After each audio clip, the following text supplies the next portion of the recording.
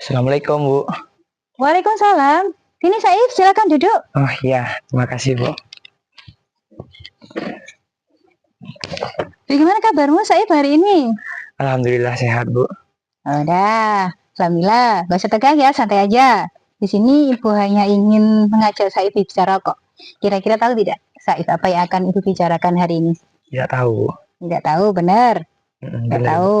Baik, Ibu memanggil Saif ke sini karena ingin ajak ngobrol dengan Saif, karena Ibu juga mendapatkan informasi, ya, bahwa kemarin waktu istirahat jam pertama, Saif itu telah melakukan pelanggaran tata tertib sekolah.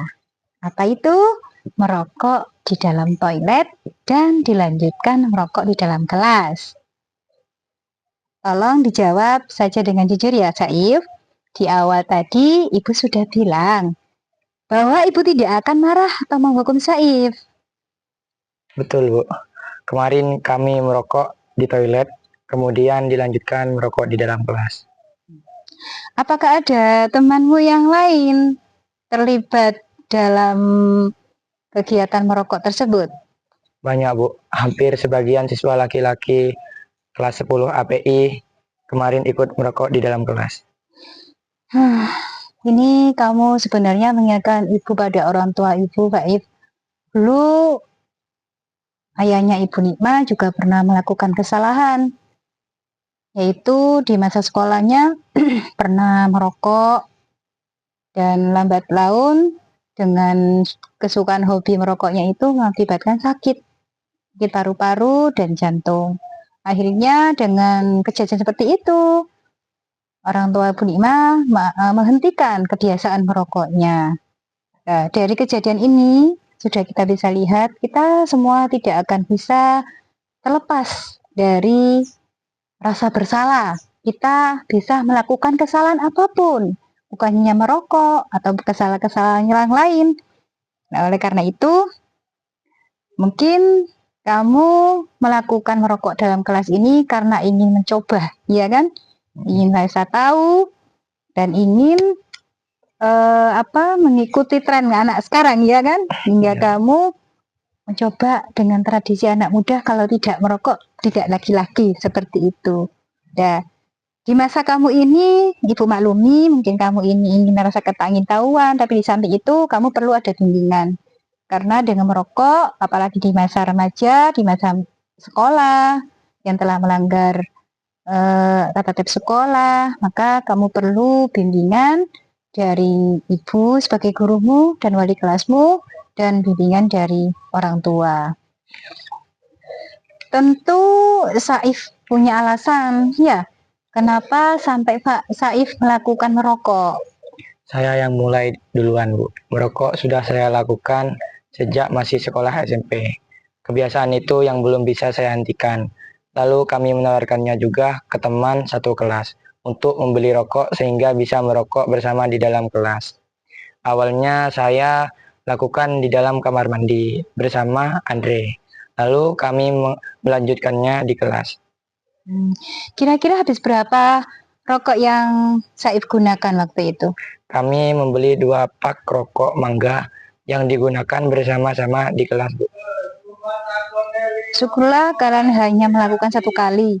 Baik ini, Ibu tidak akan mencari siapa yang salah dan yang benar, tapi tentang bagaimana kita menyelesaikan masalah ini. Menurut Saif, tindakan merokok itu baik apa tidak? Tidak, Bu. Apakah Saif merasa bersalah dan punya masalah, artinya Saif punya masalah sehingga melampiaskannya dengan merokok? Ya. Oke, menurut Saif, tindakan merokok di kelas tersebut apakah sesuai dengan aturan tata tertib sekolah dan keyakinan kelas yang telah Saif sepakati bersama teman-temannya? Tidak sesuai, Bu. Bagaimana yang tidak sesuai dengan kesepakatan kelas tadi, Saif?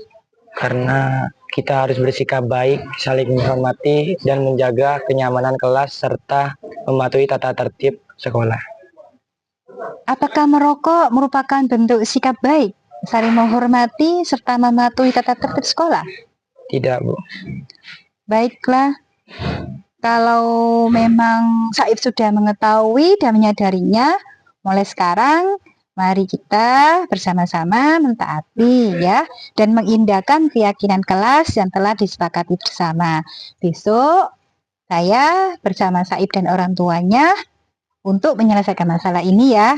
Dan perlu diingat Saif ya, bahwa mempunyai 1000 teman itu masih sangat kurang. Tetapi punya satu musuh saja itu sudah terlalu banyak. Baik, Bu. Terima kasih. Baik, sampai jumpa besok. Ya, Assalamualaikum, Bu. Waalaikumsalam warahmatullahi wabarakatuh.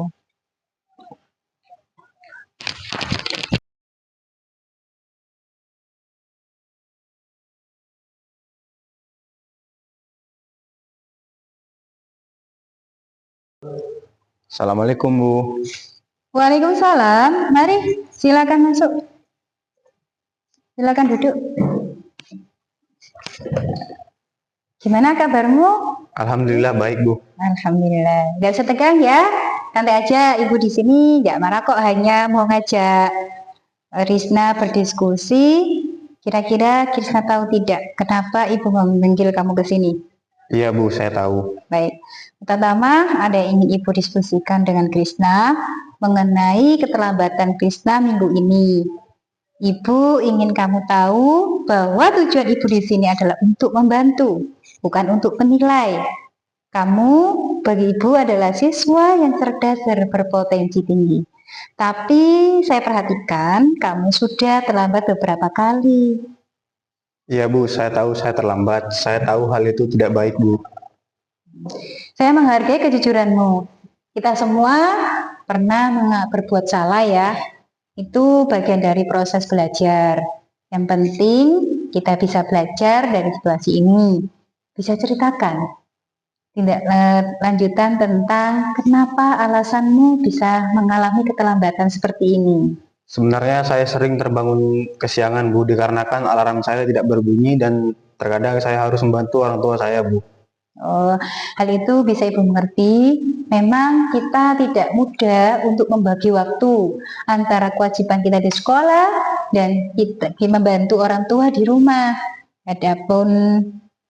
Namun kita harus mencari solusinya loh ya. Apakah agar kamu bisa datang tepat waktu tanpa merasa terbebani? Bagaimana pendapatmu tentang hal ini?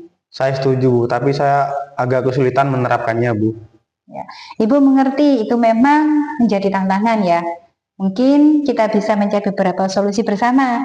Misalnya, kamu bisa mengatur alarm jam di perangkat gadget kamu atau HP kamu, atau meminta bantuan orang tuanya membangunkan dan mengingatkan. Bagaimana tentang pemikiran itu? Saya rasa itu ide yang bagus, Bu. Saya juga akan menyiapkan barang yang akan saya bawa besok pagi ke sekolah dan saya akan menyiapkannya di malam hari agar tidak tergesa-gesa saat berangkat sekolah. Itu adalah langkah yang baik. Selain itu, bagaimana jika kita juga membuat jadwal pagi hari yang lebih fleksibel sehingga kamu bisa menangani kewajiban di rumah dengan lebih mudah. Saya pikir itu bisa membantu saya. Saya akan coba untuk menyesuaikan jadwal pagi saya. Baik, terima kasih ya Krisna atas kerjasamanya. Ibu yakin kamu bisa mengatasi ini. Bagaimana perasaanmu tentang langkah-langkah yang kita diskusikan tadi? Saya merasa lebih yakin setelah berbicara dengan Ibu. Saya akan berusaha mengikuti saran Ibu dan akan lihat hasilnya. Itu sikap yang positif. Jika kamu merasa ada hal lain yang perlu dibicarakan atau kamu butuh dukungan lebih lanjut, jangan ragu untuk menghubungi Ibu. Kita bisa selalu mencari solusi bersama. Terima kasih, Bu. Saya akan mencoba yang terbaik. Sama-sama Krisna, semoga dengan langkah-langkah ini kamu bisa lebih disiplin dalam membagi waktu ke depannya. Baik, Bu. Assalamualaikum. Waalaikumsalam warahmatullahi.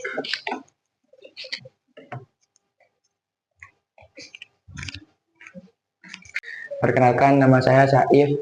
Saya melakukan pelanggaran di dalam sekolah, merokok di dalam toilet, dan merokok di dalam kelas. Setelah mediasi bersama Bu Nikmah selaku wali kelas, banyak yang dapat saya pelajari. Dengan kejadian ini, saya tidak akan mengulanginya lagi dan akan mengikuti tata tertib sekolah. Wassalamualaikum warahmatullahi wabarakatuh. Warahmatullahi wabarakatuh. Perkenalkan, nama saya Krisna Fardian Sabdi Rahman. Setelah berkonsultasi dengan Ibu Nikmah, saya menjadi mengerti bahwa terlambat adalah perilaku menyimpang dan melanggar aturan sekolah. Saya menyesali perbuatan saya dan saya akan merubah diri saya menjadi lebih baik dan tidak akan terlambat sekolah lagi. Sekian dari saya. Wassalamualaikum warahmatullahi wabarakatuh.